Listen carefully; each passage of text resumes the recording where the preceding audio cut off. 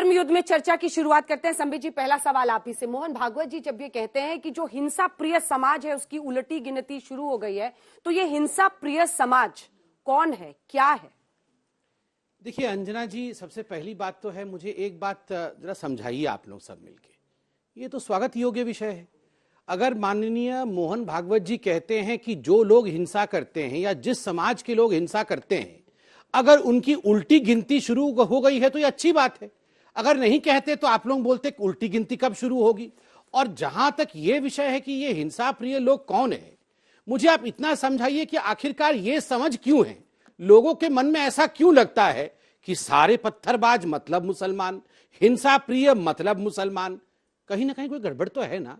अगर सबको ऐसा लग रहा है कि मैं हिंसा प्रिय कहते ही आपको लगता है कि मैं मुस्लिमों की तरफ उंगली उठा रहा हूं, पत्थरबाज कहते ही मैं मुसलमानों की तरफ उंगली उठा रहा हूं, मैं पत्थरबाजों का अंजाम ठीक नहीं होगा। अगर माननीय मोहन भागवत जी ये कहते हैं और सारे विपक्ष के लोग हम पर कूद पड़ते हैं, तो कहीं ना कहीं विपक्ष से पूछना चाहिए कि विपक्ष की मानसिकता खराब है। पत्थरबाज मतलब मुसलमान है क्या?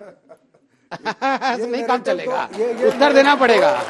ये नैरेटिव तो संबित भाई आप लोगों ने बनाया है। अच्छा, एक तो आप ही मुसलमानों को मजबूर करते हैं पत्थरबाज बनने पर। ओहो, हमने मजबूर किया है पत्थरबाज, मुसलमान पत्थरबाज है ये एक्सेप्ट कर लिया, और हमने मजबूर किया है पत्थर फेंकने के लिए। मतलब ऐसा नैरेटिव पूरे विश्व में, अरे पूरे विश्व में ऐसा नैरेटिव कर रहे हैं। नहीं भाई साहब, एक सेकंड, अभी भी मेरा टर्न था, मैंने अपने टर्न में से 10 सेकंड आपको दिया और आप 10 सेकंड में खुद ब खुद एक्सपोज हो गए।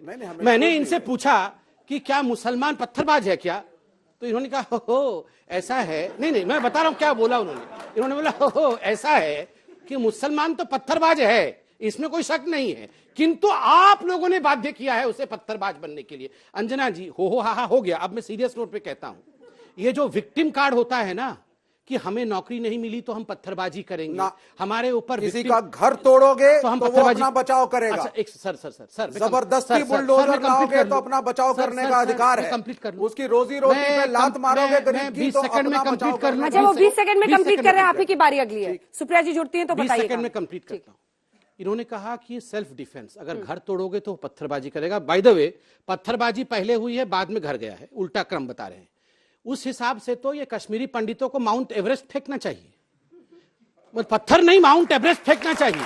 कश्मीरी पंडितों के साथ 4.5 लाख कश्मीरी पंडितों के साथ जो हुआ है, एक कश्मीरी पंडित मुझे दिखा दीजिए जिसने पत्थर उठाया। अभी आपने कहा कि पहले पत्थरबाजी हुई फिर बुलडोजर चला, उसी का बदला ले रहे थे आप? नहीं, बिल्कुल नहीं, मगर ये क्रम तो इन्होंने गलत बताया ना। हाँ, तो आपने क्रम सीधा करके नहीं, क्रम सीधा नहीं किया। हाँ। उसके बदले ये हुआ है, मैंने नहीं कहा। हाँ। मगर ये इन्होंने कहा कि बुलडोजर चली तो पत्थरबाजी उचित है। इन्होंने कहा कि आप अगर उनके ऊपर उंगली उठाएंगे तो वो पत्थरबाजी करेंगे। आप बताइए, हनुमान जी की शोभा यात्रा निकलेगी तो आप पत्थर फेंकेंगे? मतलब हनुमान जी, आप कोट अनकोट कहना नहीं चाहिए मुझे, मगर आजकल ये नैरेटिव है, कोट अनकोट अगर गलती से हनुमान जी मुस्लिम इलाके में चले गए तो हम पत्थरबाजी करेंगे। ये कैसा गलत नैरेटिव है? हर चीज में सही है, हर चीज में हिंदू बता दे रहा मुसलमान, ठीक है, अब जवाब से। हिंदू मुसलमानों को वेलकम नहीं कर सकते, मुसलमान हिंदू को वेलकम नहीं करेंगे। ये नैरेटिव हमें खत्म करना पड़ेगा अगर भारत को आपको सशक्त बनाना है। यहां पे दोनों समुदाय हैं, देश सबका है, ये पहली चीज। दूसरी चीज, किसी भी सिविलाइज्ड डेमोक्रेसी के अंदर अगर आपकी माइनॉरिटी कंफर्टेबल नहीं है तो आप अनसिविलाइज्ड हैं। हमारी हिंदू माइनॉरिटीज पाकिस्तान में कंफर्टेबल नहीं है। क्या हम चाहते हैं कि हिंदुस्तान भी उसी रास्ते पे जाए?